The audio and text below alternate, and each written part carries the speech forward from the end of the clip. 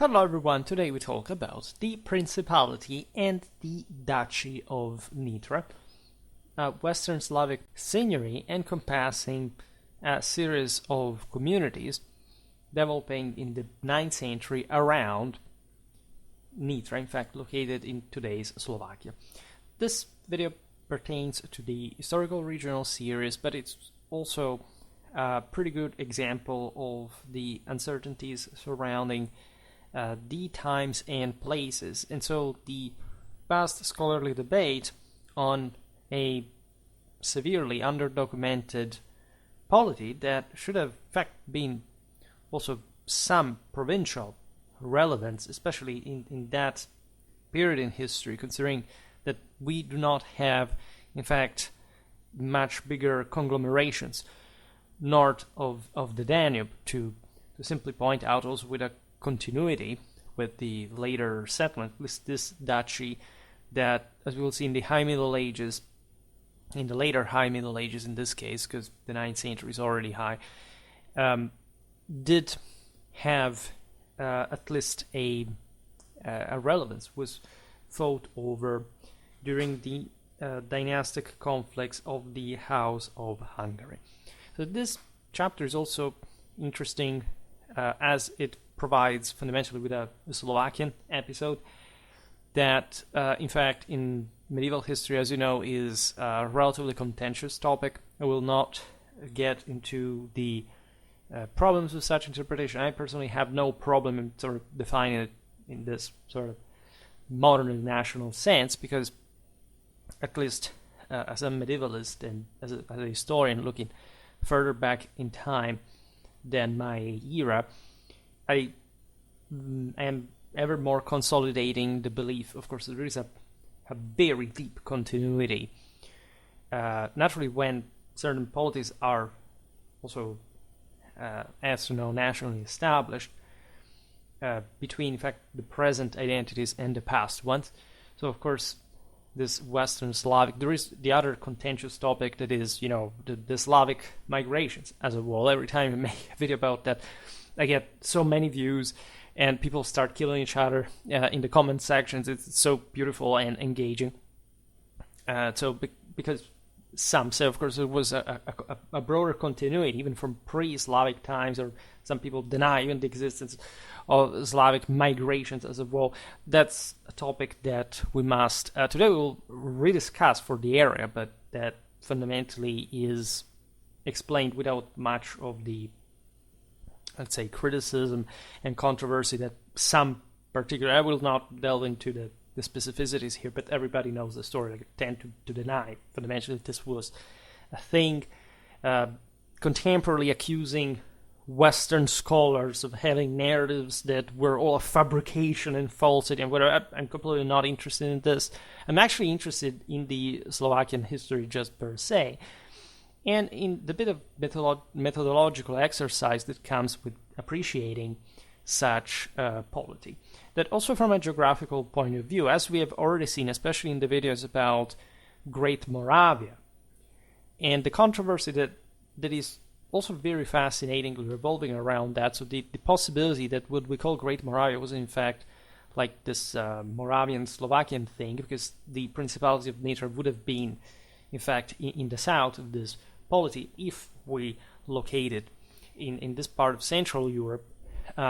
But the possibility that this Great Moravia would have actually laid more or less in today's Serbia, northern Serbia, for all a series of reasons that have to do with the same migration of the Serbs, with Byzantine history, and so the few sources at our disposal. I discussed that in the relative videos. I also see that that's a routinely watched one. The main problem with this polity, as we will see now, is that aside from the scarce documentation, both documentarily and archaeologically, there isn't much of a great deal of political continuity in an area that, as you know, later on in history will be known as Upper Hungary, and that would remain fundamentally Slavic, even after the Ostsiedlung, that was bringing with a substantial level of Germanization, to say the least. Hence also the name of Slovakia. We have looked at this by English vocabulary terms, provincial dimension. That more or less a region equates to some sort of like Hungary level of power and extension, like Slovakia here would be a sort of provincial reality.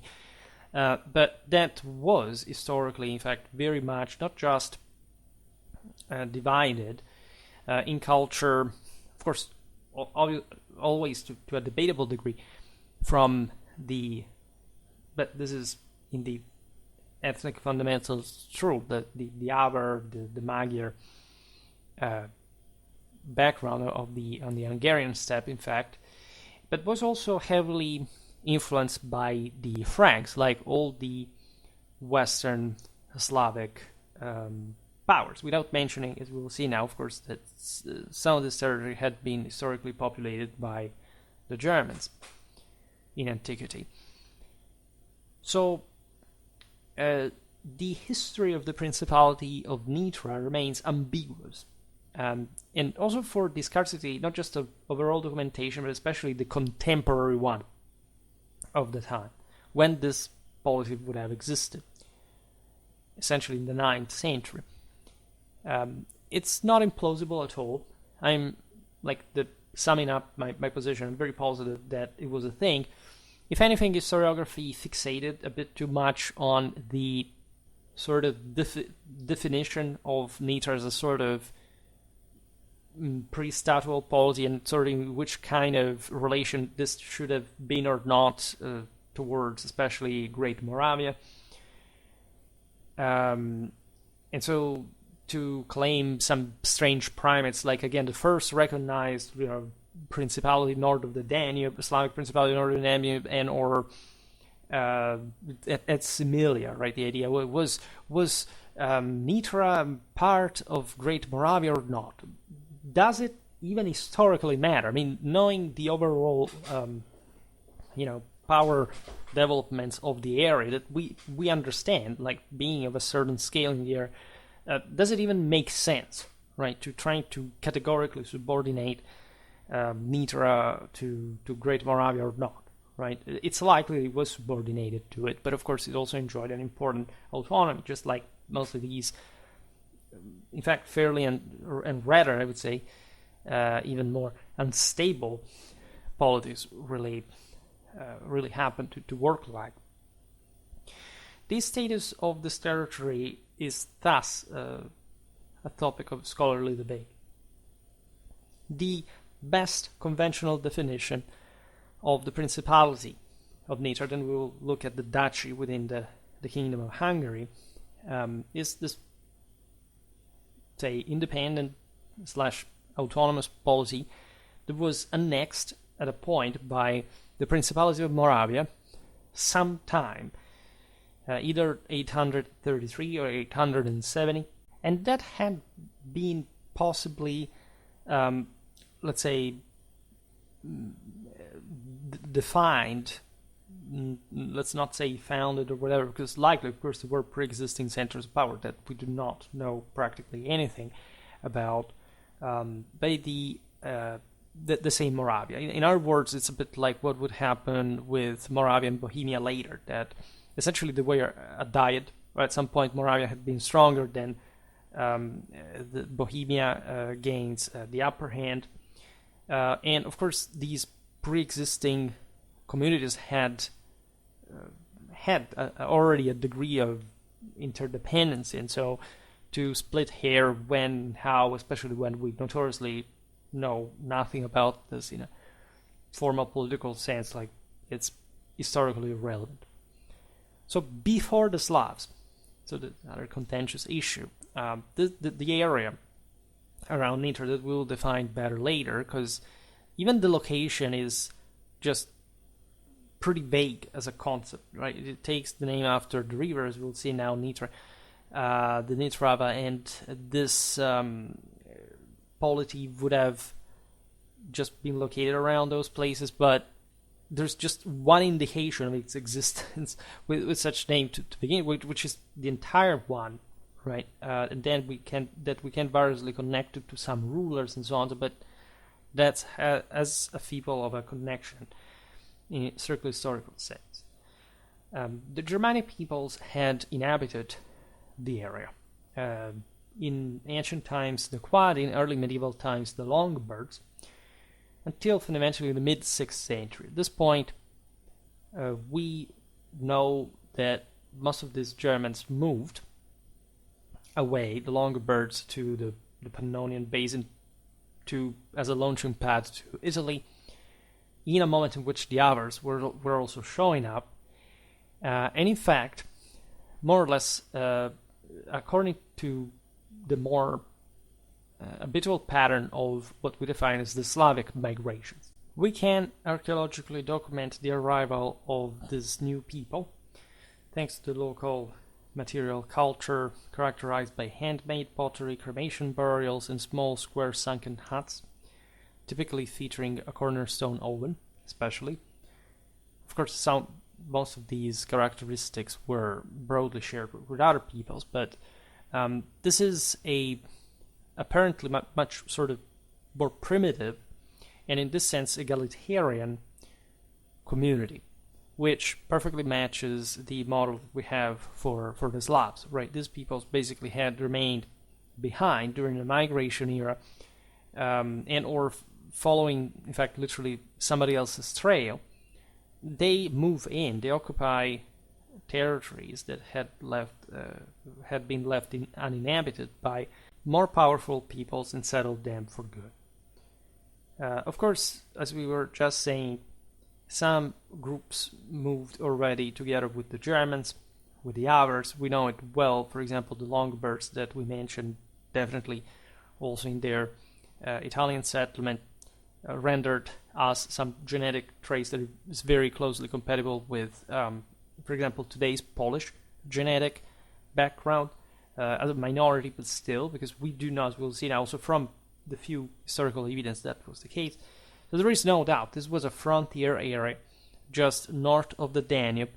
It would be interesting to connect the role of the Pannonian plain with, say, in antiquity, right, with the Roman settlement along the Danube and the variously, say, nomadic or semi-nomadic groups that were from the other side, respectively, like peoples like the Sarmatians or the Germans, and how instead the peoples like the Huns, the Avars, the Magyars settled in the Hungarian plain by in fact shifting the say political geography and settlement of the ancient populations that had obviously already been molded by the migration era, etc., in a different arrangement. This is important because if we look at the map, actually, we talked about the Boii recently, this Celtic people that had straddled, say, for example, the same Danube, occupying more or less today's Bohemia, up to northern Italy, the Po Valley, and having quite powerful settlements all across the middle Danube. In fact, the ones that would later be occupied also by the Moravians, and Nitra being essentially around the same area. That, however, is also a bit more particular during the Middle Ages because it will be transformed, as a matter of fact, in a strongly frontier area. I mean, part of the reason why we know so few about Nitra is that it emerged in a phase, as we will understand now, of power vacuum in the Hungarian steppe. Like, this is between the crushing of the Avars by the Franks and the rise of the Magyars. This is true also for Great Moravia. Consider that at this point, for example, the Western Slavs were not separated from the Southern Slavs. It was actually a pretty solid continuum, even if the Avars had already been settled in the middle. So later on, instead, you see that the area of so-called Upper Hungary, that fundamentally would be this one of Slovakia, bordering with Moravia in the west, and Poland in the north, by the way. So you understand how And then you have also, of course, Austria in the west. So it's really a very strong frontier area. At the eastern extremities, you have Halych, for example. You have Ruthenia. So also in the southeast, you have Transylvania, not just Hungary proper. So it's a frontier par excellence, right? It's much more a frontier from the western side, because it's mostly the battleground between the Germans, the Bohemians, say broadly meant, at least when the latter had taken over Moravia, also to some degree, of course. And in fact, the Markfeld is there. There are the Morava mostly is the frontier area. The Moravians from one side, the Slovakians, so to say, from another. Moravia is actually more powerful. In fact, Upper Hungary will be that sort of historically depopulated. You have, in fact, important centers like Nitra itself, like Trenčín, but you do not have in medieval times like a straightforwardly developed state that you can, in fact, just like even Moravia, that was to be subordinated to Bohemia anyway, but still much was better defined. Upper Hungary has sort of a slightly different story, and admittedly, it's also in a geographical sense, sort of it does have reliefs and so on, but it is also historically more exposed to the nomadic raids. Right, when peoples like the Cumans make some broader arrivals to the west, up to the gates of Germany and beyond. This was the case before, as we said, with the Sarmatians, etc. They do tend to push. There is also, in fact, an interesting genetic evidence of such, especially medieval impact on the otherwise Slavic populations that tended to live, in fact, at the margins of the broader powers, in this case Hungary, and so mostly entrenching into the forests, the mountains, especially, I'd say, at this point in history, during the end of the migration era, that in this area actually never quite ends. Like for everything west, so it sort of ended, not even completely. But in this other part, we're more exposed. We are in a different frame. So the new and the Slavs themselves were arriving, in fact, from the east, as we know. So this new culture is quite well recognizable in stark contrast with the especially more tendentially oligarchic frame that even the more egalitarian among the Germans, like the Longobards, were definitely having. Right, the Germans had a much more compactly structured society by that point, were much more intensely militarized and hierarchical, and they in fact leave much also greater archaeological traces. Is there anything documentary about this? Well, in part, yes. For example, Procopius provides us with the first reliable reference to early Slavic groups in roughly this area, because he records how an exiled Longobard prince named Hildegis gathered in the 40s of the 6th century. So this is slightly before the Longobards, a generation before the Longobards would migrate into Italy. An army, quote, taking with him not only those of the Longobards who had followed him, this was an exile, remember, but also many of the Sclaveni. Right? We do not, of course, know too well the exact geographical coordinates, but the Longobards did occupy the Pannonian Plain, Moravia as well, and we do know, in fact, that the first traceable archaeological settlement of the Slavs in the area is coming exactly from that direction. We saw it also for more inland German regions like Thuringia, even Franconia. The Slavs sort of pierced through to an important degree. The same Bavaria, had an important Slavic component. The particularity of the Slavic migrations is that at large, at least compared to the Germans, for example, were more scattered, were happening at smaller groups.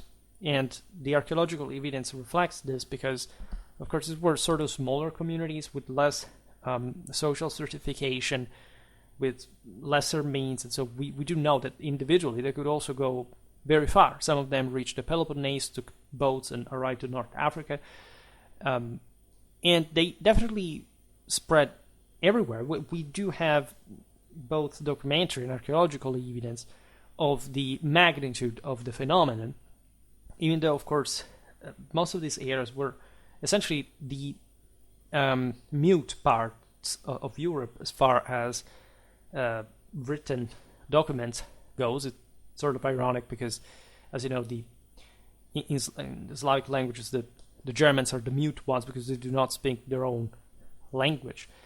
But historiographically, it's pretty notorious. It's historically sort of dramatic to an extent. And of course, we know by scale much less about Slavic Europe in this period than any other, fundamentally.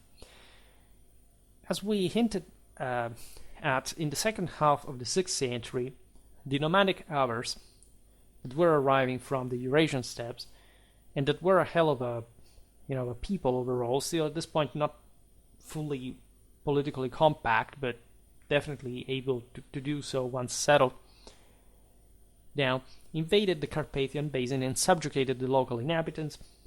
Essentially, most of the people there were Gepidic, Slavic.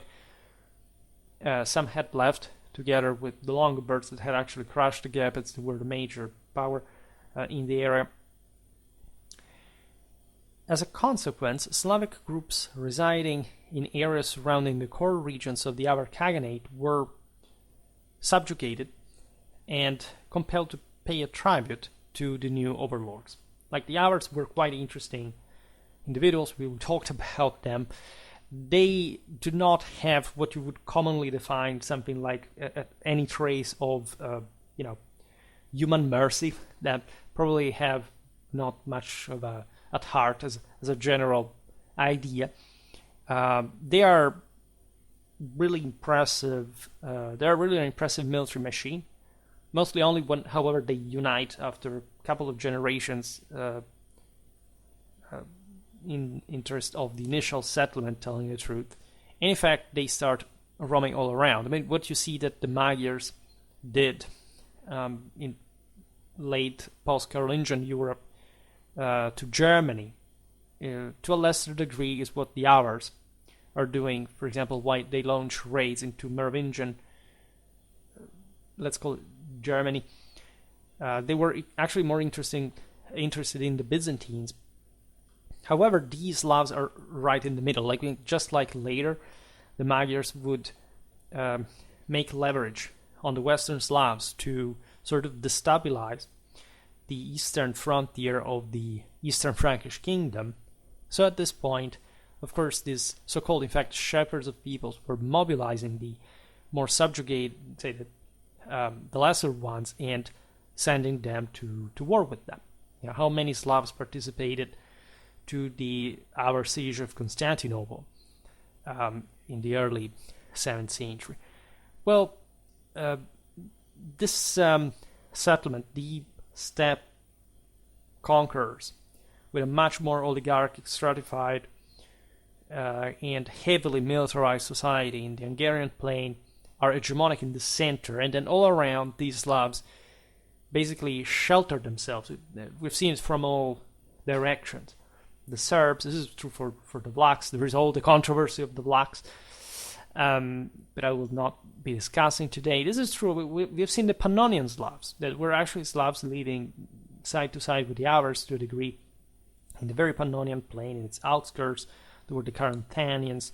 We'll talk about these all in due time.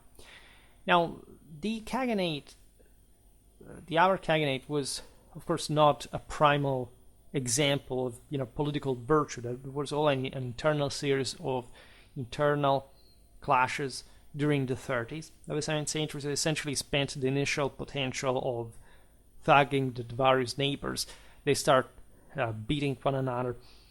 And according to the 7th century Frankish source of Fredegar, the, quote, Slavs were known as the Wends, events. We'll have to talk about that because, as you know, in Western ethnography that can mean different things. But the important here is that rather the fact that they are the Slavs rebelled against the Avars and elected a Frankish trader named Samo as their king in the early 7th century. Now, we didn't talk Samo, and he's a sort of prelude to, in fact, the later sort of Moravian power, to some evident developmental potential that the region owed. I mean, what essentially, especially Bohemia would become, because it was sort of the most distant, in fact, from the Hungarian plains. But that, in fact, at this point still revolved around Moravia, and in part also this Nitra, and all the connection that still existed between northern and Western and Southern Slavs in this case, was in part a continuity, for example, of that aforementioned Middle Danubian trade network that had existed in Celtic times, right? And the settlements were there. The peoples that ruled around were the same, but say the bulk of the population, aside from the steppe conquerors, were objectively Slavic. In fact, if you look at Hungary at large, yes, of course, it's not a Slavic country in a formal sense, but of course, most people have a Slavic background, even though they, in fact, also have many others. Because these were the down-to-earth, literally, individuals, whereas the others were the heavenly rulers that used quite a brutally authoritarian iron fist on these others. It is also true, of course, that the Slavs had their own aristocracies, their own wealth, their own potential. It's not like they were the beggars of the migration era. They were the worst put in Europe, there is no doubt. But episodes like the one of Samo definitely show, even though that, again, that short-lived and with all its intrinsic problems, including the ones in reconstructing what it technically was, it was just a merchant, basically. It made a fortune among the Slavs. They elected him, and he had many children, and set a bit of this aristocratic standards, enhanced aristocratic standards, a bit like, I don't know, the idea of the seniorate by common blood could have been in Ruthenia and among the PS, talking later times, but just to give an idea, would really manifest it like. And it's interesting to see, of course, how these Western Slavs were, of course, in part brought under the Avars and obeying them, just like it would happen with the Magyars, but always, obviously, also had a great deal of autonomy and capacity also to break free. In fact, admittedly, this very area of Nitra will not gain, as you were saying, that great deal of freedom later on. It was basically part of the Kingdom of Hungary, but this was the result of the, in fact, most exposed, of the greatest exposure to such Hungarian power and all the previous steppe peoples that had settled in the Pannonian Basin, that this heavily structured, like it could be also in Eastern Europe in a broader sense. In fact, this is also the easternmost part of that Central European region, at least closest to the steppes, that failed in developing in a subtle sense. So actually, as we were saying, it's the Czechs that have it better, also because they're also more exposed to civilization, at least in the form of the Germans, which is sort of bizarre in the High Middle Ages. But still, for their standards, from their perspective, that was actually a thing. And in fact, they really get a lot from the Merovingians, from the Carolingians, that also are not particularly tender-hearted people. They're extremely brutal, and they try to subjugate these areas also later on. And finally, with the Ostsiedlung, even accomplish something. But aside from the still largely autonomous Dutch and later Kingdom of Bohemia within the Holy Roman Empires, nor the Poles nor the Hungarians, even though they had risks, so ended up under the Germans. Samo's realm emerges, however, mostly as a as a vacuum of a temporary vacuum of our power in the northern or northwestern regions of the Carpathian Basin, because there you have the Sudeten, basically connect that to also to Bohemia, like so it's like a great relatively mountainous forested frontier between, say, Poland and Hungary, roughly speaking. And for over 3 decades, which is a lot, right? It's a full generation and more, before, however, disintegrating shortly after the death of the same founder's son, and ultimately leading to the restoration of our control over the region. Consider that even if the hours are that ruthless, it's better if I don't qualify them in further. They, like all steppe peoples, get pretty nervous when they approach the world of the forest. Like, one thing is to have that cavalry into the open grounds where there is full maneuverability and visibility. One thing is entering this objectively also less important fringe territories, uphill or up the mountains with forests, etc., when where the Slavs, that are known to be fanatic defenders throughout essentially most of their history, in fact, are well entrenched and set up fortresses and are there to resist fighting to the literal death without even thinking about it. So hence the autonomy, hence the possibility to break free, but also the limits intrinsic to those lands just in terms of resources output at Sumerian. As we know, Charlemagne thought well to destroy the Avar Khaganate around 803. Basically, the polity had collapsed. The Franks had really mounted up a massive logistical expedition. I mean, the Carolingians were really something like that, with armies going down the Danube with a massive flotilla to support them logistically. It was a massive feat. Only the Carolingian double crossing of the Alps and the siege of Pavia against the Longobards really can compare in terms of not much strategic thinking, because that was also sort of the most sensible thing to do, but the massive, but I stress here, the massive logistical effort. It just a primitively energetic mind like the one of Charlemagne could administrate it with that granitic effectiveness. Now, the fall of the Avar Khaganate contributed to the emergence of new political entities among the Slavs.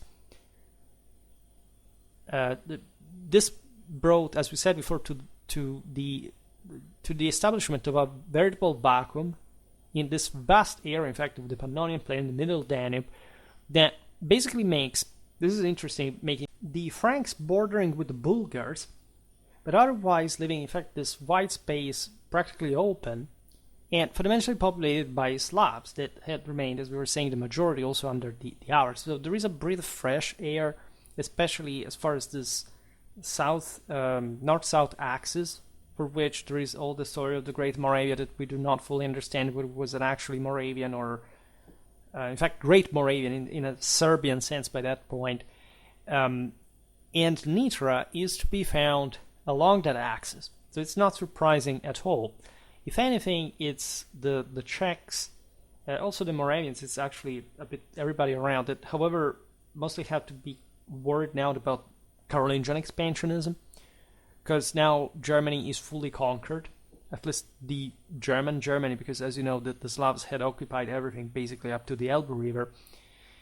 And so now they have to contend with an Eastern Frankish kingdom, what would become properly a Teutonic realm over time. That, of course, would be also the one that would remain polarized around even after or especially considering the Ottonian Renovatio Imperium, like after the Carolingian Empire.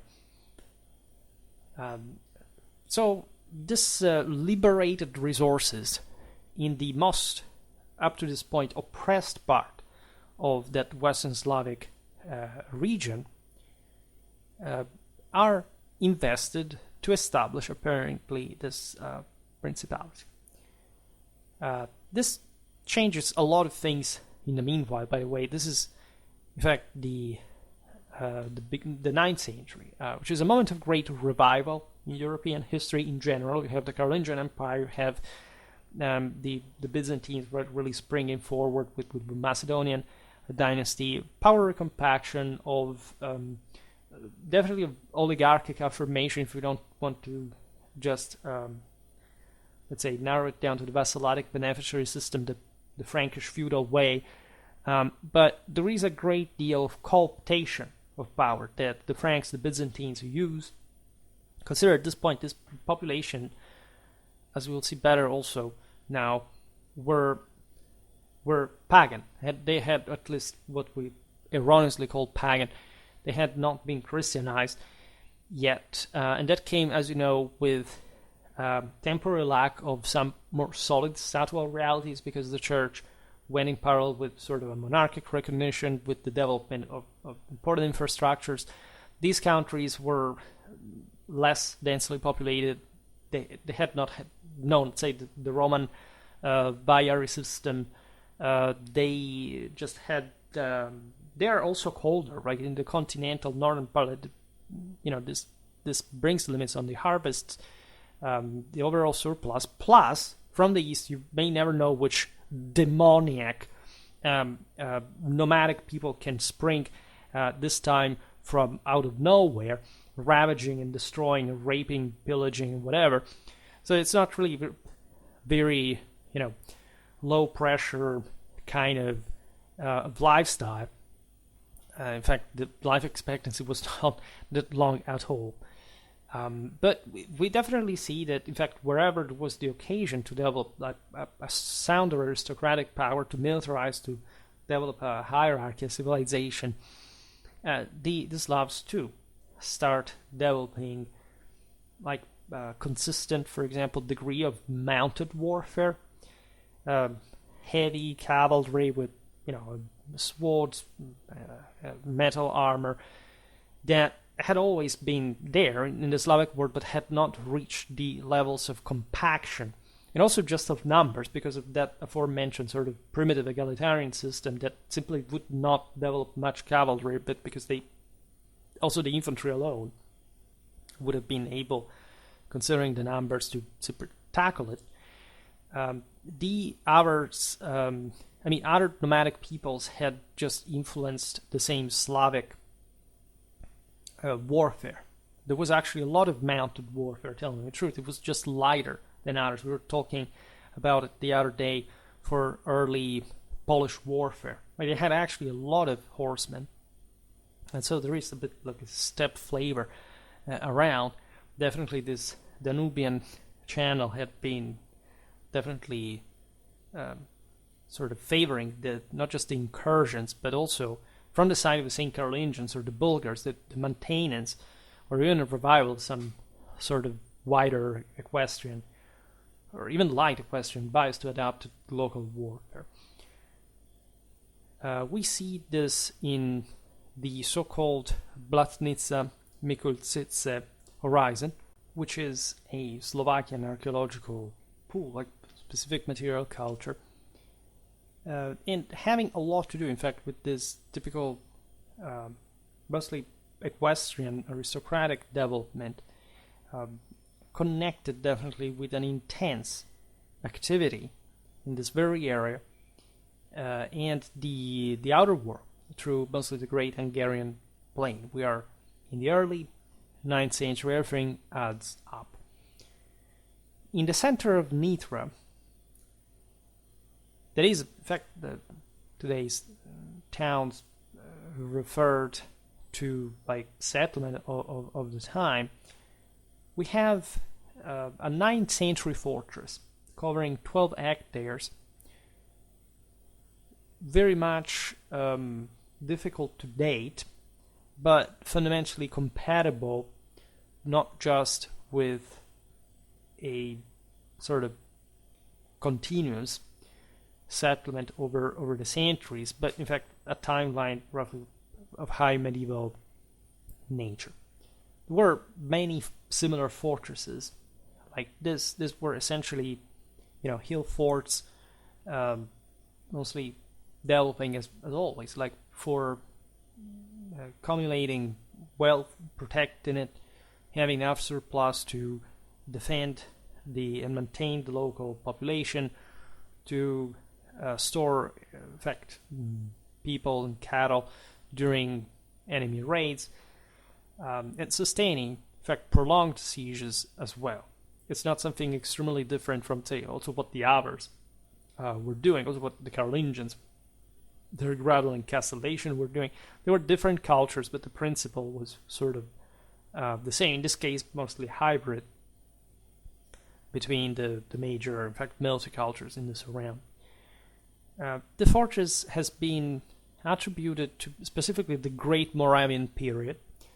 So it's obvious, as I was saying at the beginning, that any kind of sort of Nitra development would have occurred more or less in parallel with the one of Great Moravia, and what more or less Orla Slavs around this path in Central Europe towards the south were doing.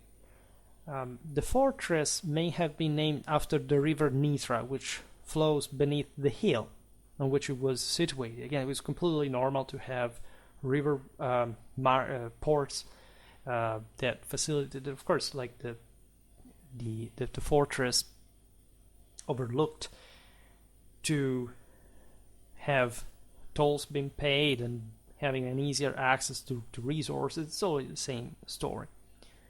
We know that this early Nitra was inhabited by blacksmiths, goldsmiths, other artisans. This is completely normal. You have more surplus there. You need somebody, a skilled worker that is able to work it out and sell it to profit from the additional value.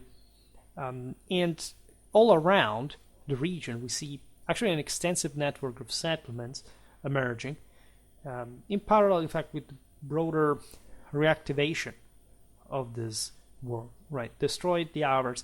There is nobody really oppressing, exacting tribute, etc. So these communities take the chance to not just trade with one another, but to reinforce at a local basis. What do we know about the Principality of Nitra, so the political entity here?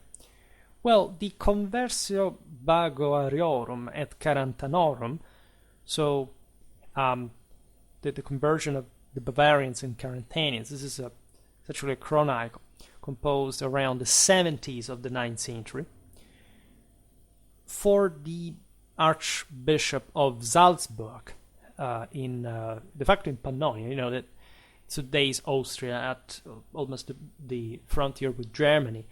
And Salzburg had this great, does not have just the primacy of Germany, but in a spiritual sense, but it was heavily involved in the evangelization of the Western Slavs, and more in particular, in fact, the Czechs, and also, of course, generally, let's say, during the Ostsiedlung was already taking place, like around all the Alpine arc towards the east. So when the Germans were going down into this Slavic territory, west of what had been the Avar Khaganate, and thus being quite interested in fact, you see, Conversio Bagoariorum et Carantanorum, it's accommunating the Bavarians and the Carantanians that were respectively Germanic or Slavic or borderline, because yes, the Bavarians were not just like a straightforwardly, they were by majority Germanic, but they were not really like a people on the march, like the Goths that yes had acquired lots of Iranians, but they say were a moving people, like the Franks, the Longobards, etc. They had mostly been a duchy created by the Merovingians at some point on the basis of these populations on the right bank of the Danube, among Germans, but also Slavs and previously Romanized population, Celto-Romans essentially. I made a video about medieval Bavaria. The Carantanians are, yes, they are Slavic, but there are indeed a bit of other peoples. There are Germans, there are Romance populations. There are even Turks, these steppes peoples, and so on. So what do we get from this document about the Principality of Nitra? Mostly the reference to one Pribina, who had been, quote, driven across the Danube by Moimir, the Duke of the Moravians. So this was essentially a Slavic leader who had been expelled from this broader Pannonia under the rule of Moimir. Again, I made a video about the great medieval Moravian general, so you can check that out. And as it often happened, since the Germans in the southeastern frontier would interfere with the Slavs, had taken refuge to Radbod, that was the Carolingian Margrave of Pannonia. He ruled as such roughly between 833 and 856. So this is already East Francia, as a matter of fact, and the Pribina flees around the beginning of this period, around 833. That's why we think, by the way, that was the moment in which the Great Moravia may have taken over Nitra, because you already understood this. We do think, as it will be clearer now, that Pribina was the Prince of Nitra. So Radbod, as a margrave of Pannonia, as you know, it's a mark established properly to deal with all these pretty unstable populations in the east. It's a militarized frontier and so on.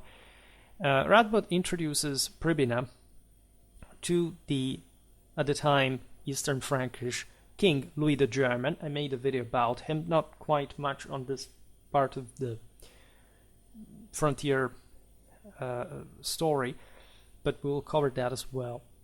And Louis orders Pribina to be instructed in the Christian faith and baptized, because he hadn't. We must understand here the context. As we were saying before, the Slavs were actually looking forward to be co-opted by greater powers. This entailed also Christianization that they already knew what it was about.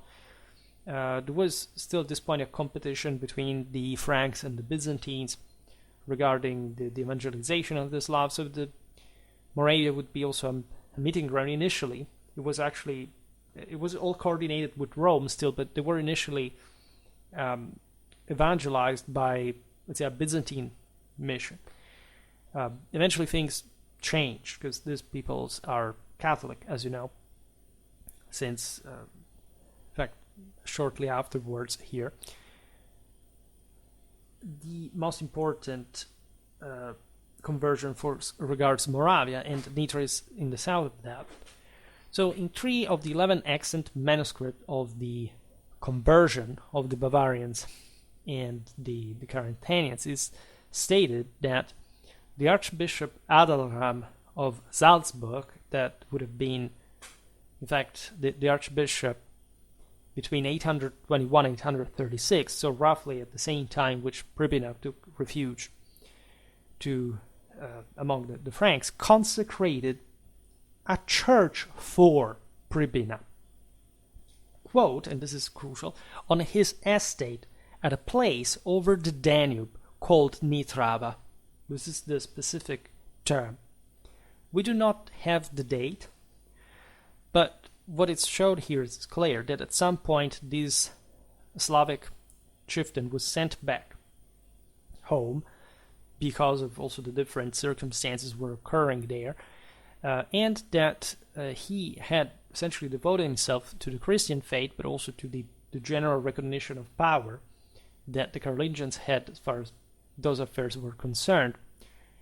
And the Archbishop of Salzburg would be of course, the ecclesiasticals already in the region, to found a church in this place, this estate of Pribina, that is Nitrava, over the Danube Naturally, Nitra is not really over the Danube, but it's close to that. So by approximation, we can make the point that was the general area.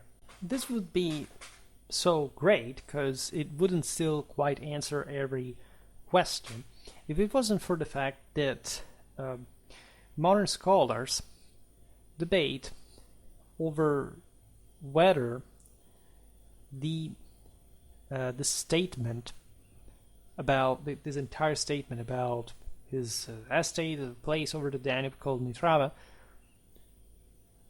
is actually original, right? Because it may be an interpolation into the main text occurred in the 12th century. Naturally, there are manuscript traditions. Not all manuscripts report the same identical information, so you know that there has been some change. However, it's difficult to distinguish, to have a resolutory explanation about the say the veridicity of such a statement. Also because, as we'll see now, especially with the Duchy of Nitra, the place had sort of gained further, say, if anything, not necessarily more importance in the relative terms, in absolute terms for sure, but also notoriety. So it was important to a degree, for reasons that we cannot fully discern, it's too speculative anyway, to assert that somebody wanted to simply affirm that had been such an early Christianization, or that this power had been recognized. It really depends, because there was at that point especially a German competition with the Hungarians, and so if you basically affirmed that you should see the ecclesiastical history of the region to gain more insight, that of course that city depended on Salzburg ecclesiastically, like there was more pressure placed on this upper Hungary that did not belong even to the Holy Roman Empire. Now, so the main, say the most straightforward interpretation of the Conversio wants Pribina being initially the happy and free ruler of the Nitra Principality. Even though we don't really know anything about his background or the general connections, even with, say, the Moravian rulers, which likely existed, by the way, or even in familiar sense. Most historians think that Pribina was the Prince of Nitra, even though the Conversio does not even say that in an explicitly formal sense, right? So recognizing the principality. What is a principality? Who does recognize what? How did the Slavs call this, and how, and why, on the basis of which level of power recognition, and how would the Germans understand it, and why wasn't this explicitated in the Conversio? These are all important historical questions. They admittedly distract, that was saying at the beginning, from the general fact that, of course, was some sort of Nitran power at this point, that likely Pribina was the ruler of it anyway, but it doesn't say too much more, right? There are historians who went as far as saying this is the first demonstrable Slavic state north of the Middle Danube. But is it really the case? Furthermore, not only we do not know really much about Pribina's aristocratic social background, but we do not even technically know whether he ruled just over Nitra or other centers. Consider that by this point the Slavs were still divided in tribes, right? They were naturally polarizing around respective main settlements. Then there were all these forts scattered around. These territories were real traps. There was just much that nature contributed to in that sense. The Slavs were quite good at exploiting it. There have been all kinds of speculations trying to say which kind of generation Pribina may have belonged in terms of a ruler of this place. Really, we do not really know much, right? Looking at the map, we can think that if Nitra had a general seigneury over the surrounding territories. This could have stretched over the valleys of the rivers Ron, there's a tributary of the Danube, the same Nitra, and Vach, that is the longest river in Slovakia.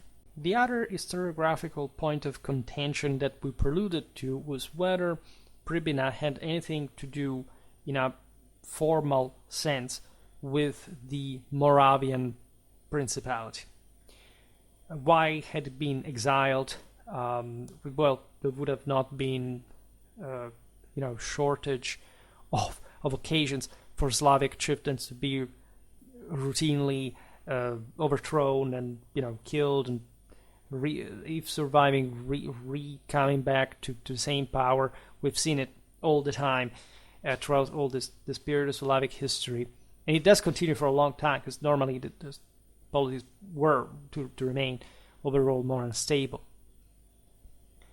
Some say that Moimir's Moravia and Pribina's Nitra may have sort of been united at some point, that there would have been in this sense some sort of blood relation also between Moimir and Pribina. This is similar again to what would happen between Bohemia and Moravia, right? That's why it's seducing in a way. The difficulty also in determining the existence of specifically defined provincial identities is debatable. However, it is also possible in the sense that at least the Morava Valley is a good watershed, let's say, to divide Moravia in the west and Nitra. It mostly just would have revolved, as we were saying before, around the Va basin. So they are objectively areas that, albeit sort of politically fragmented into smaller tribes, would have tended to group, to gravitate around the two areas. So it wouldn't be so strange, right? In terms of size, we're talking, actually Moravia is the smaller between the two, and Nitra is smaller than Bohemia, right? So we're talking also a consistently large power. There aren't so many around. In the north you have Opolania, Wisłania, but they're sort of smaller overall.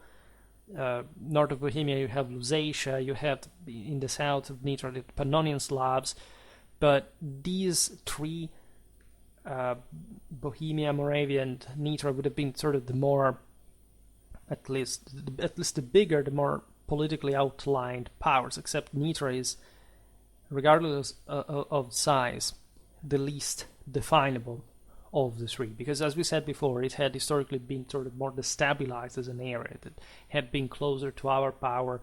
The Avars had sucked the most out of that compared to the more inland Slavic territory. Naturally, the more you stress, let's say, that Nitra was a well-defined polity and attached with a specific identity, the more you make the case for the foundation, for the ancestry of a Slovak people, already at this point, satisfactorily outlined way. And I'm not against that. I don't think there is something so outrageous to point this out, except you shouldn't confer to this Nitran power, say, more characteristics than the ones you can historically document. Some you can derive, of course, in a general sense, like I'm doing myself by analogy, by just contextuality. They would have had more than we can document, obviously, but it seems to me, at least the conventional historiographical debate, naturally today is sort of settled, so we don't have to worry anymore, but did revolve greatly around, especially in the 20th century. Of course, the distinct outlining of a firm Slovak identity and sort of proto-state or some.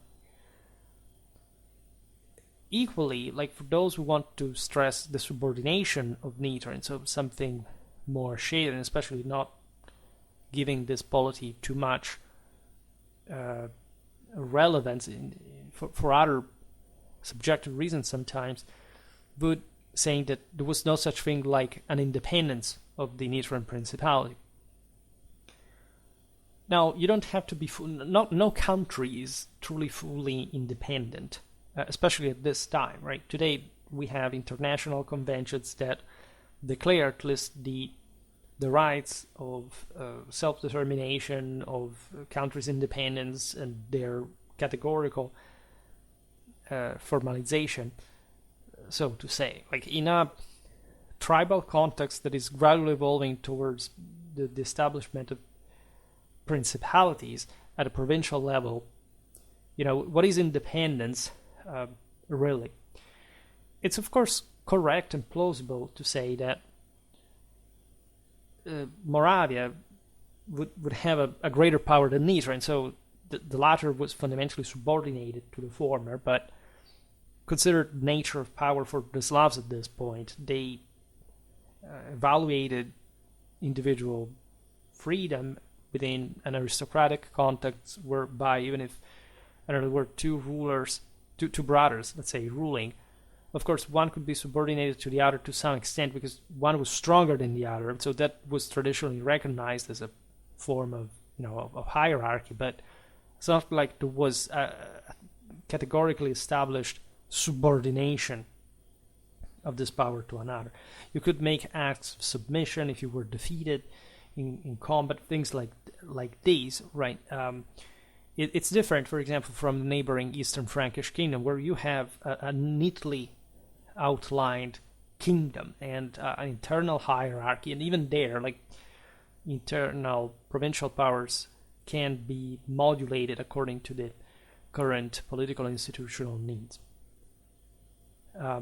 It's been also hypothesized that Pribina may have not been like simply an independent ruler emerged, say, from the same Nitra or its dependencies, because of course the Slovak narrative was also say, okay, this was just a free people of the Slovaks that had nothing to do with the others, and so he was just their ruler with no other bonds. But it's well possible in this de facto imperial, say, traditionally meant imperial context, that of course Pribina may have been a general nobleman, maybe from the area, but still maybe appointed by the Duke Moimir as the lieutenant of Moravia in Nitra. It's a possibility. In any case, it seems relatively possible that it's this pressure placed by the Moravians that would oust the same Pribina, that would have obviously tried to autonomize this Nitran power, as all rulers that had that level of autonomy could try to do. There is also another issue that is, you see, that the Conversio uses the term Nitrava, and some scholars have even risen doubt that Nitra and Nitrava have to do with one another. At least the prevalent attitude academically is to recognize this equivalence. The Hungarians, of course, stood into this issue too, because, of course, if you stress the divergence of these two names, you are implicitly undermining the idea of a Slovak power of some sort, one that you can identify in Slovakia, like in the town of Nitra. There are later Renaissance authors, like, for example, the humanist historian Johannes Aventinus, that lived and wrote between the 15th and the 16th century, that, of course, at the time was sort of biased in favor of Hungary, in this case, that would actually equate Nitrava to a place in Hunia, or Avaria, like in his Renaissance Latin, located in the south of Bavaria, so not quite a place like Slovakia. Some modern Hungarian scholars resumed this obvious sort of weird Renaissance Hungarian idea, because the Hungarians had, I had the privilege of studying something about, especially regarding the Battle of Markfeld, regarding the not just the Hungarian historiographical tradition in medieval times, but also the comparison, of course, with the Western one. It is really something, the level of, let's say, it's not that I say that we're fabricating it because it's a bad take, I'm biased or whatever. They literally invented history to a fantasy degree. It's actually very interesting from a historical point of view, because already at that time, the Hungarians were essentially stressing a sort of continuity of their rule, looking at this almost fabulous past of the Huns, connecting it with the Avars as well, and so with the Magyars. In part, that continuity existed ideally, like not with the same peoples. Some would have remained there, of course, over time, but let's say, if anything, by location. It's obvious that the Huns, the Avars, the Magyars all came from the steppes for obvious reasons. In this westernmost chunk of the steppe, they established their seigneury, etc. But let's say, even Johannes Aventinus shows us how fantasy-based certain historiography could be. The worst aspect, those were the times they did this. It's important to understand why they did, but that some modern scholar would resume this and saying that's actually what the Renaissance source told us. So it's important. It's not a game that works really in academia. By the way, the term also locus nitrava, which, as you know, means the place of Nitrava, was impugnated by this Hungarian sort of historiographical current at a point. I'm not accusing Hungarians today of making this, but there have been prominent historians who did so, would disqualify further Nitrava from being an actual city, because if you say locus Nitrava, it doesn't sound like, I don't know, vicus, or say another terminology used to define a settlement. So it's more like a broader place, but doesn't mean anything. Even if they had meant, I don't know, the place of the Nitrava, why not? Could have been more or less the same. The point is that, as an actual fact, there is no other place in the region that sounds like Nitrava other than Nitra. So there is not much of an issue today in identifying the two places, also considering the relevance that Nitra, as we will see, would have also in Hungarian history in a few centuries from the 9th. There have been, of course, some alternative names presented as a sort of, say, originary name that Nitrava could have been a distortion of, but they do not really match much.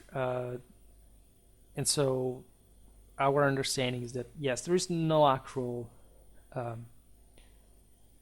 mistake. Nitra is Nitrava and vice versa, understood in the conversio. Some scholars, in fact, took a very defensive position in this sense, also from Czechia. The idea is that Nitra would have derived from the Nitra river. Some Indo-European toponyms were presented to explain why this would have been the case. Some disputed the very fact that Pribina would have been actually expelled by a Moravian power. It's possible, in fact, that he could have simply been overthrown by the local nobility or something, surely with somebody else's help, because they were all interfering with one another. It's not an option. It's always the case. Even if there is no historical evidence for it, it's certain. The point, though, is being highlighted is that Nitra may have not been ever before the time of Svatopluk, the great Moravian ruler, so we are years after Pribina's expulsion, controlled Nitra. Right. This is a view deriving from a letter written around the beginning of the 10th century by the Archbishop Theophmar of Salzburg and his suffragans, which shows at least the full, say, at that point, expansion of Moravia, and so the capacity of, say, of those rulers to encompass Nitra as well.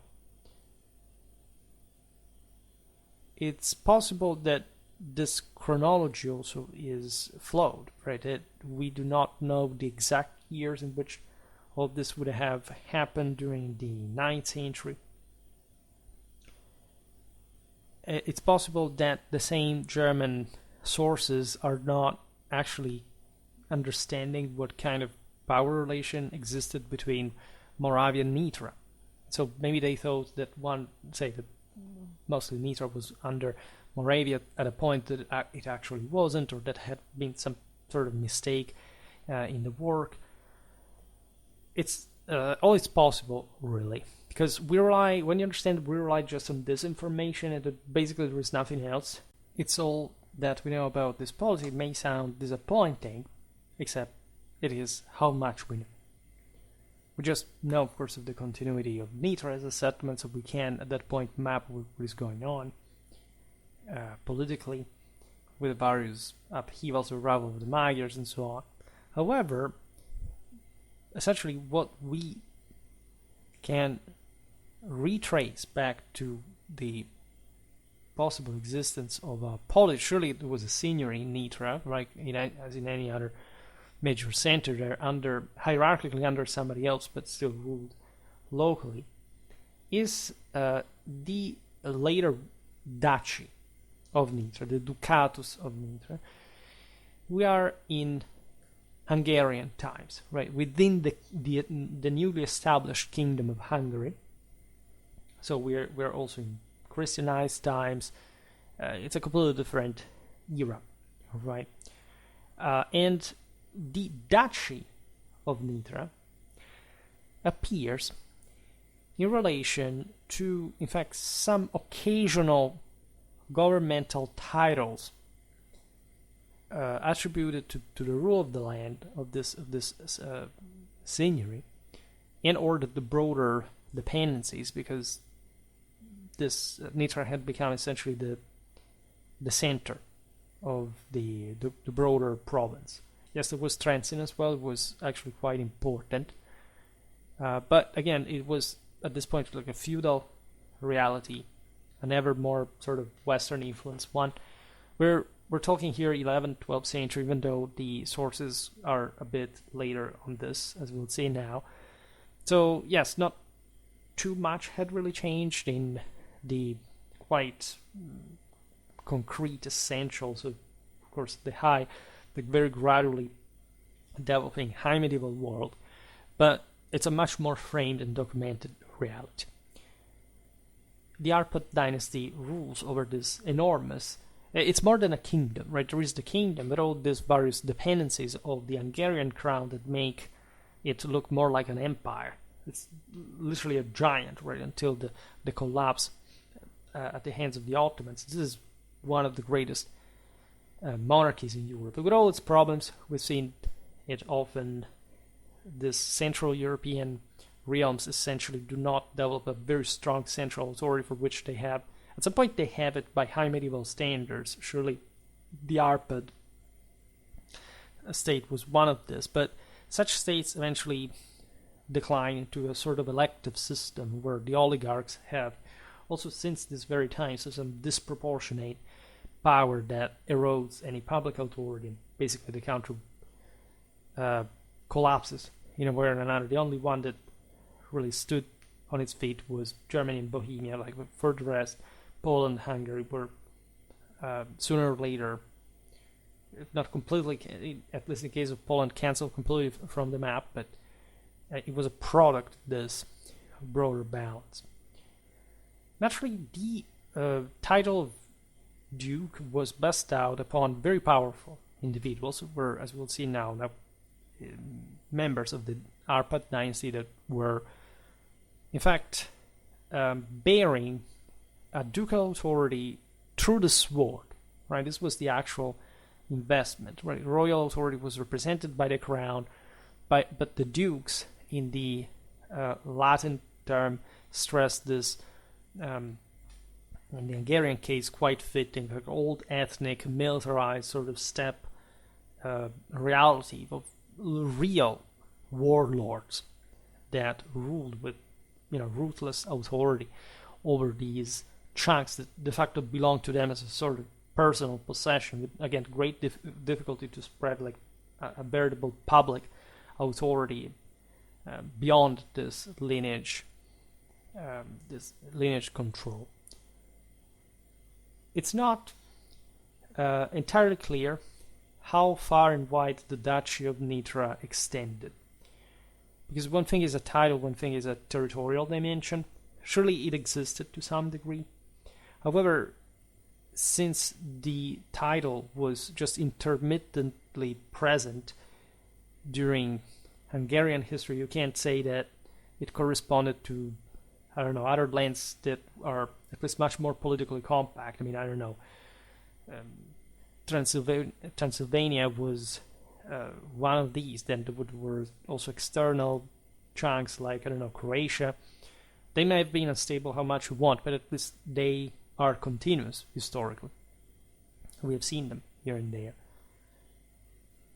There is an hypothesis which I do not think it's so much like it's not plausible, but it's not substantiated by actual evidence, that this Ducatus of Nitra would have emerged from the command over the Kabars, also known as Kabars, that would be essentially a part of the same Khazar rebels that, after having been destroyed by the Ruthenians, by the Kievan Rus, or the Ruthenian Khaganate, if you prefer, that tells you how also steppe influence by that point the Rus was, had moved to Hungary, and to, in fact, Nitra, but at least this part of Upper Hungary, and essentially lorded over those places. It's not, again, as a whole,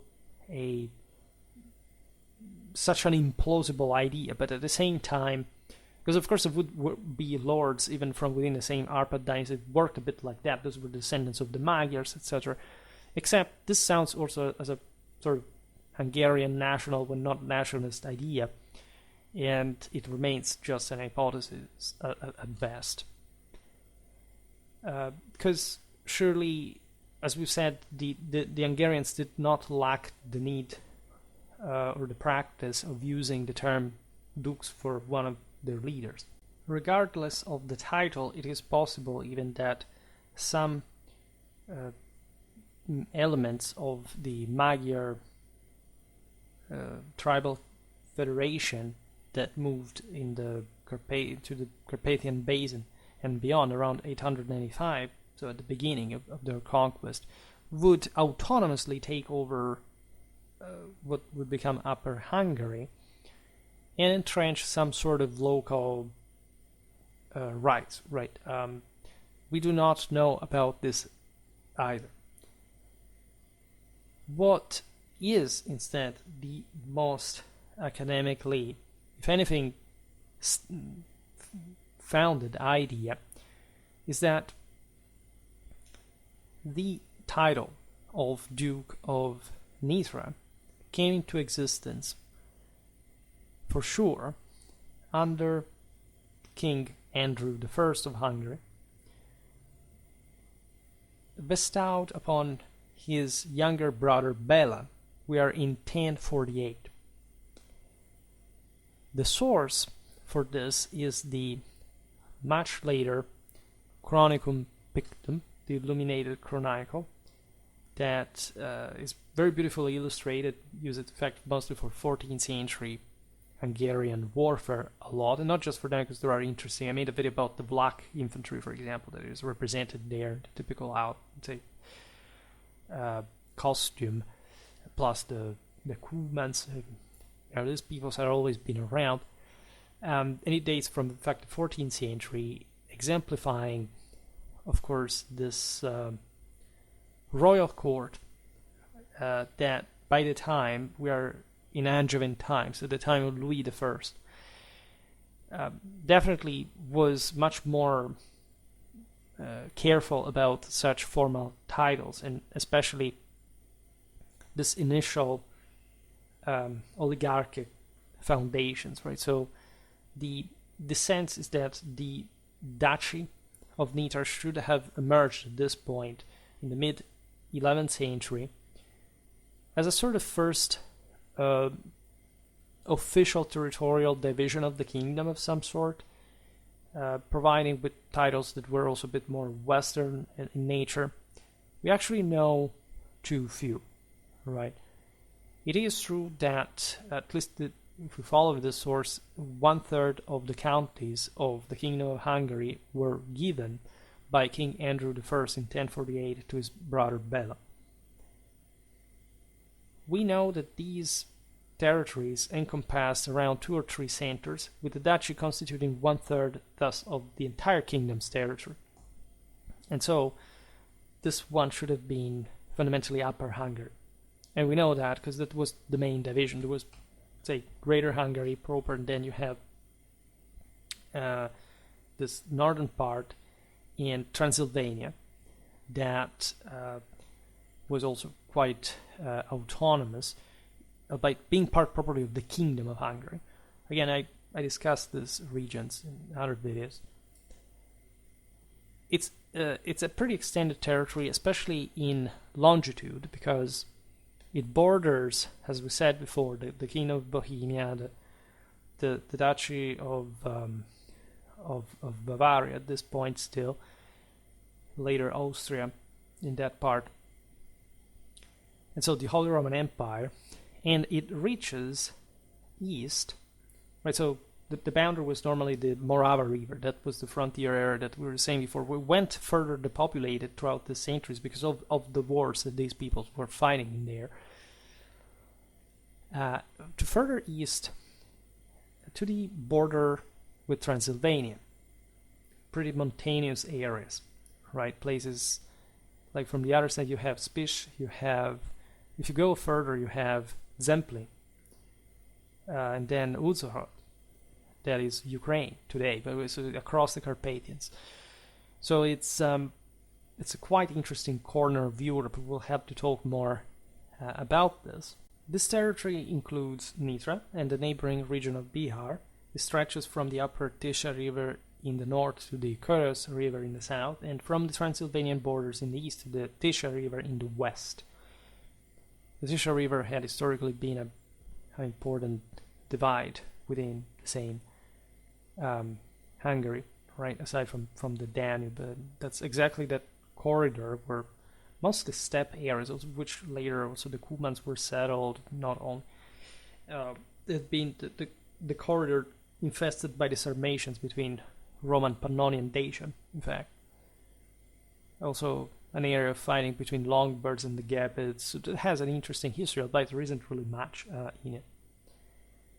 So Bela was the sovereign lord of his domain, right? Of course, like the king was the overlord in theory, but the level of public power displayed by Bela, for example, on the ducal half denarii bearing his inscription Bela Dux, right, as well as what's said by the previously mentioned Hungarian chronicle, fugate any doubt concerning just historical veridicity of this partition, and the fact that it did really correspond to a sort of personal domain that not even the sovereign could simply claim back, because the Hungarian balance of power was pretty much precarious, and again, the king could simply not control these areas to begin with, so we're in the mid 11th century. There is still an incredibly primitive, archaic, and again steppe like quasi-steppe mentality still, for which what you own is your personal imperium. It doesn't even matter that now a kingdom is born, that there are sort of more formal institutions. It's a very oligarchic and private system. What is interesting is that the aforementioned mint coining Belladuc's ducats would have been Nitra itself. And the new fortification of Nitra was added at this point over what had historically been the castle of Nitra that had been developing in the previous centuries. At that time, by the way, Duke Bela was heir presumptive, so he was the king, the would-be king. Andrew I, however, fathered a son named Solomon, and this created a huge issue because among these peoples, normally, it was the brothers who succeeded to one another, and the new, say, feudal, royal, Christian dynastic principle instead stressed the patrilinearity of power. This triggered a civil war that therefore involved also Nitra as a polity, fighting against the major royal forces, concluding in 1060 when Bela defeated his brother and ascended to the throne, regardless of his nephew. However, when Bela died 3 years later, his sons Jedza, Ladislaus, and Lampert were compelled to flee from the Kingdom of Hungary because their cousin Solomon, in fact, who had already been crowned, by the way, in the meanwhile, in 1057, returned with troops provided by his brother-in-law that was, nonetheless, the Henry IV of the Holy Roman Empire. So it's exactly those years. There is still a very strong German interest in Hungary. There would be military expeditions into the very Hungarian heartland from Germany. This is the time in which the Holy Roman Emperors still thought they could include Hungary into their empire. This is really, it could have even, it's debatable, of course, whether it would have not been very likely, but it was still a moment in which you could play that card and still hope to be successful. Shortly thereafter, King Boleslav II of Poland, we were talking about him recently in that video about the Piast's leadership, extended military assistance to the three dukes that, remember, had been exiled. And so here the Poles were posing themselves against the Germans that had backed instead Solomon. And in fact, the Poles allowed them to return to the kingdom, which also would pass through the Nitriansko, to the Nitran Principality, because that was the actual border with Poland. Right in the east, you have Ruthenia, and so that would have also likely entailed that the Principality of Nitra were, in fact, these man's father had ruled from before his coup de facto, the civil war at least that brought him to power, had been leaving, had presumably connections with. So that's how strategically relevant Upper Hungary, of course, was. Again, you understand here it's not much about a Nitran Principality per se, but given that that was the most important settlement, it's as if there had been some sort of broader upgrading of the older Nitran Principality now into this duchy, right? So, new civil war in Hungary, just for changing the general mood in Hungarian history during this period. Except, finally, there is an actual agreement reached by the parties on January the 20th, 1064, in Győr, under which agreement the three brothers Jedza, Ladislaus, and Lampert acknowledged the rule of their cousin, the King Solomon. That does what? He actually grants his cousins their father's former duchy, the Duchy of Nitra.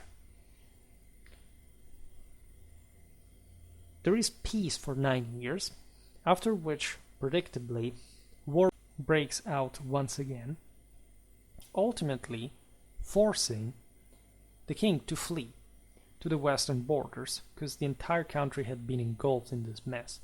In 1074, the eldest Duke, Jedza, is proclaimed king, while Solomon is able to maintain his rule only in certain western counties of the kingdom. After his rise to the throne, Jedza confirms his brothers Ladislaus and Lampert in their possession of the Duchy of Nitra. So they remained there. He was the king. Jedza dies on April the 25th, 1077, and his clientele proclaimed Ladislaus as a king. This manages also to compel King Solomon to accept his rule in 1081. Ladislaus reigns, and it's possible that in this time the Duchy of Nitra was governed by his brother, so the last one remaining in Nitra, except we do not have any evidence of this from a historical point of view. It's just likely. We know that the ducal title of Nitra was revived in 1095-1096, when the King Koloman of Hungary reached an agreement during the umpteenth Hungarian Civil War with his brother, Prince Almos, who had been contesting his right to the throne following the death of Ladislaus. So Koloman, in this peace, concedes territories to Almos as an appanage.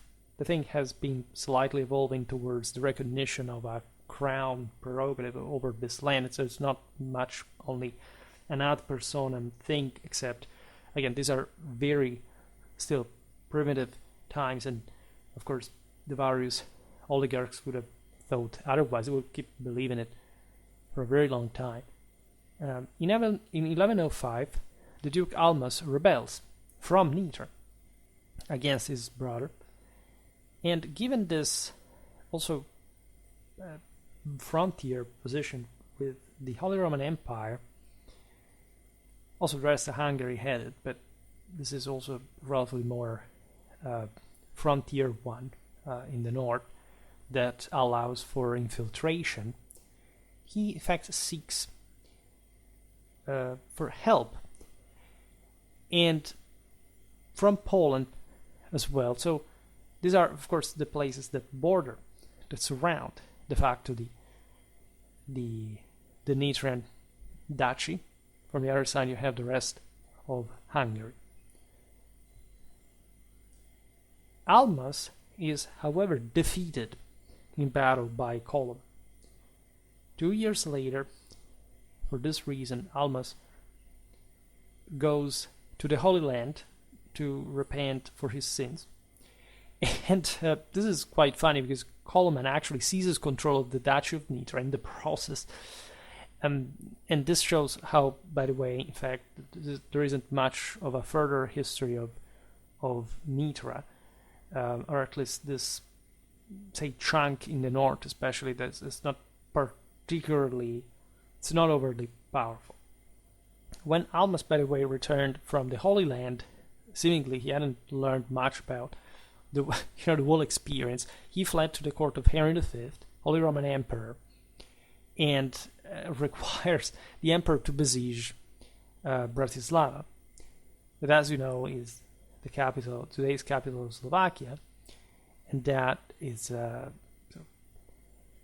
Pressburg, and had been in fact a very important center on the Danube that at this point that had been contested, once had been under German control, etc. So these are, before the Magyars arrived, these are lands that are always contested. This is where the emperor still hoped to cause significant territorial damage to Hungary and eat pieces of that.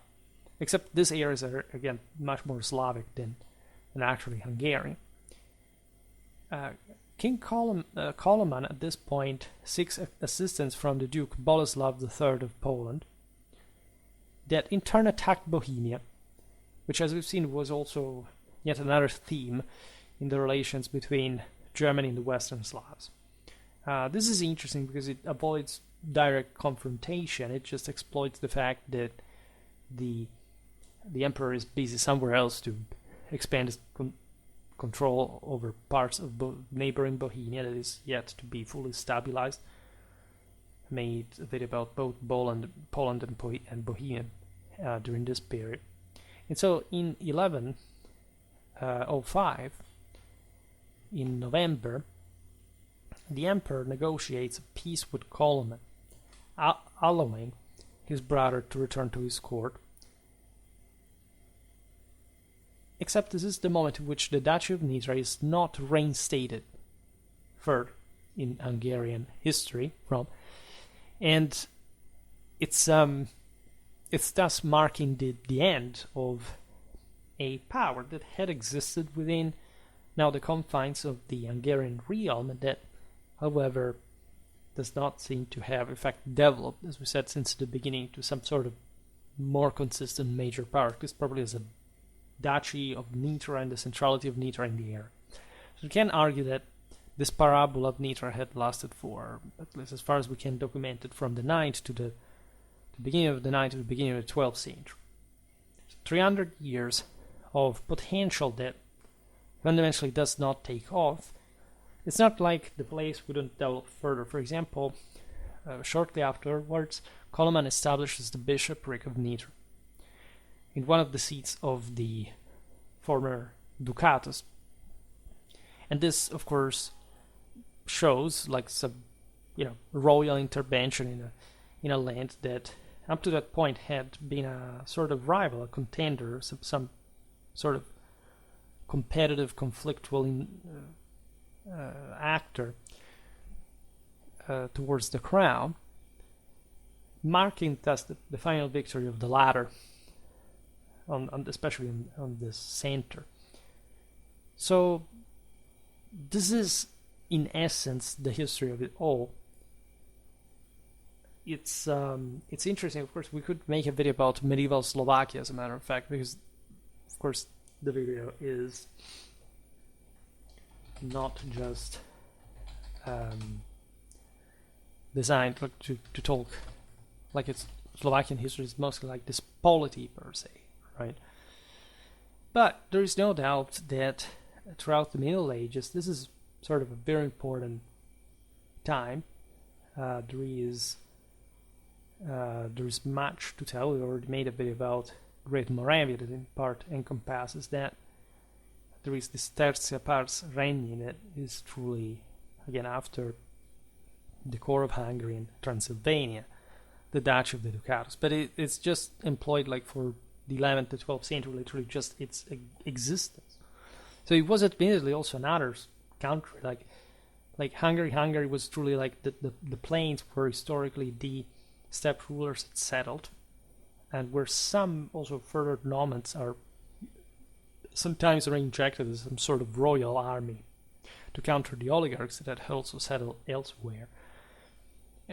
Transylvania has an interesting, it's a frontier area, it's shelter on its own, surrounded by the mountains, and it's also militarized. You find the Shekli, you find the German colonists, you find at some point the same Teutonic Knights. There are the Vlachs into that, which makes these countries slightly more complicated also to rule.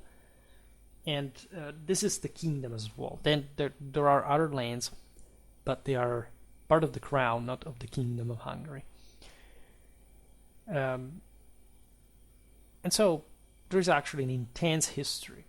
The period of in many ways, what would become Slovakia essentially follows a similar dynamic to the ones that were happening in the kingdom, right?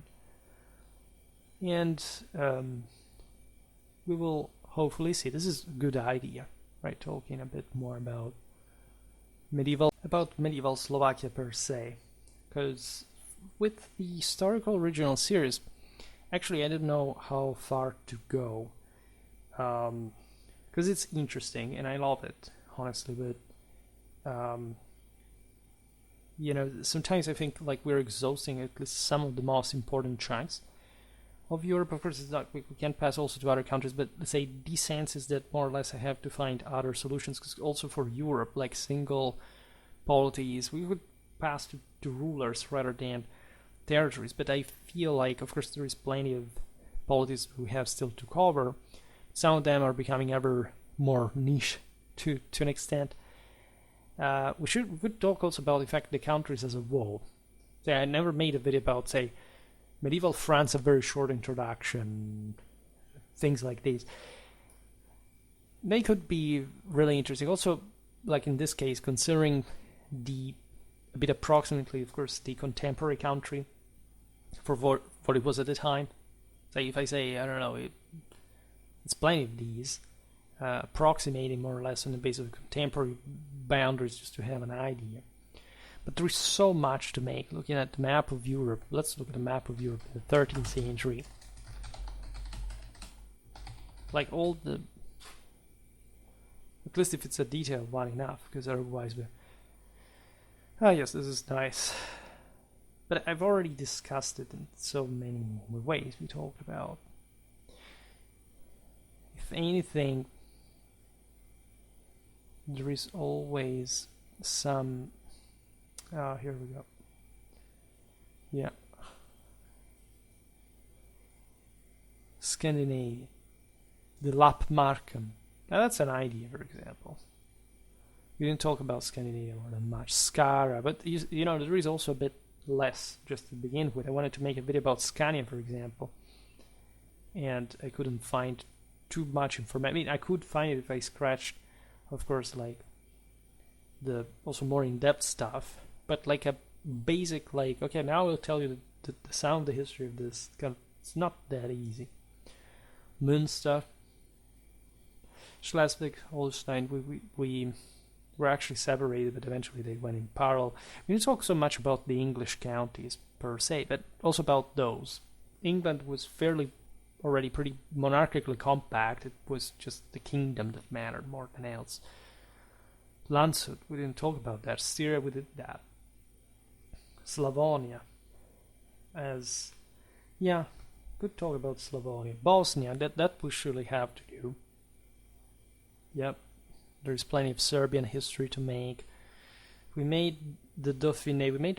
We didn't make Provence as the county of Provence, because there is also slightly less. We make Modena. We made Abruzzo. I'm actually preparing a video about that. The various islands. I think I never made a video about Sardinia.